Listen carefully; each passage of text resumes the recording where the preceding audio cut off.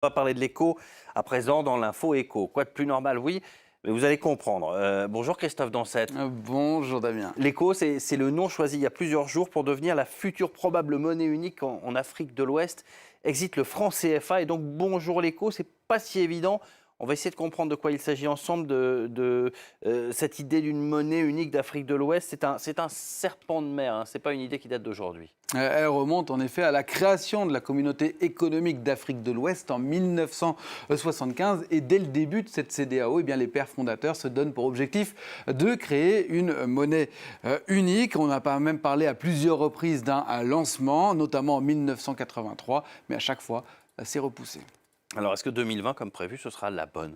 C'est toute la question. En tout cas, les chefs d'État de la CEDEAO se réunissent samedi à Abuja, au Nigeria, pour régler les derniers détails pour le lancement de cette monnaie. Le nom, vous l'avez dit, il a déjà été choisi. Ce sera l'écho, un nom facile à retenir, et facile à prononcer aussi, oui. Que ce soit en français ou en anglais. Voilà, que ce soit commun à tout le monde, parce que cette monnaie, si elle voit le jour, elle sera adoptée aussi bien par des États francophones qu'anglophones. Oui, on va voir une carte qui représente les 15 États membres de cette CEDEAO, et on va voir que 8 d'entre eux, ceux qui sont entourés de rouge, là, utilisent aujourd'hui, ce sont les États francophones, certains des États francophones utilisent aujourd'hui le franc CFA. Mais il y en a d'autres qui utilisent d'autres monnaies, comme le Ghana, qui utilise le cedi, ou encore le Nigeria, la Naira. Le Nigeria qui est le dernier pays qu'on le voit ici, à avoir rejoint cette idée d'une monnaie unique. Il y était assez réticent dans un premier temps.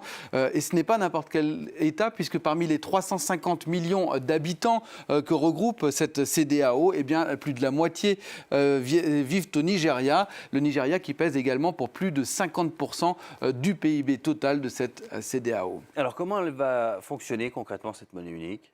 Tout d'abord, il va falloir en déterminer la valeur. Les ministres des Finances de la CEDEAO se sont mis d'accord sur le principe d'une parité flottante en fonction de l'inflation et donc pas de se fixer par rapport à d'autres monnaies comme l'euro, le dollar ou le yuan. Le modèle de la Banque centrale, il devra être fédéral et enfin, ces États devront respecter un certain nombre de critères de convergence, parmi eux un taux d'inflation annuel en dessous de 10% dans un premier temps, 5% pour objectif dans un deuxième temps, un déficit en dessous de 3%, une dette en dessous de 70% du PIB. Enfin, tous ces États devront avoir des réserves conséquentes, au moins 3 mois d'importation. Et là, les choses se compliquent. Oui, parce que les disparités entre ces États, elles sont très importantes. Je vais juste vous donner un exemple, l'inflation.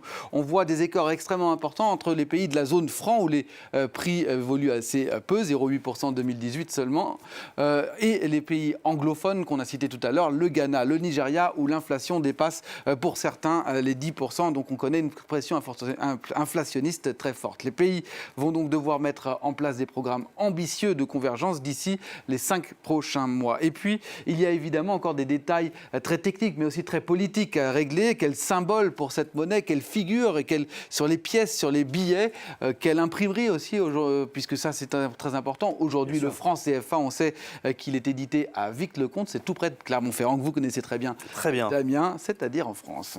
Et justement, le CFA, le franc CFA dans tout ça, il est très décrié en ce moment. Il y a eu beaucoup de polémiques sur le franc CFA.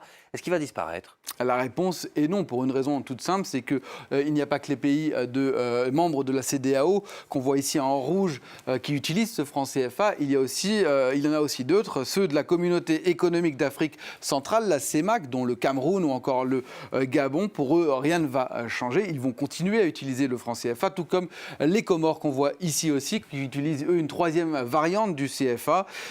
Mais l'avenir de cette monnaie créée en 1945, elle se pose effectivement pour ces pays ici en rouge. Vous savez que, vous l'avez dit à l'instant, le franc CFA a été l'objet de fortes critiques ces derniers temps. On le voit encore, on l'a vu encore dans des manifestations récentes. Par exemple ici au Bénin, c'était il y a 2 ans, qu'elles ont récemment fait l'objet d'une passe d'armes entre la France et l'Italie avec cet homme, Luigi Di Maio, le ministre italien du Travail, également chef de file du mouvement 5 étoiles, qui accusait récemment le franc CFA d'être un héritage de la colonisation française. Cela n'empêche pas la plupart des chefs d'État membres de ce franc CFA, dont Alassane Ouattara pour la Côte d'Ivoire, d'avoir encore récemment défendu la monnaie, louant en particulier sa stabilité. En France, à Bercy. Eh bien, pour l'instant, on ne se prononce pas. On dit simplement suivre de très très près ce sujet. Merci beaucoup Christophe Dansette et merci à notre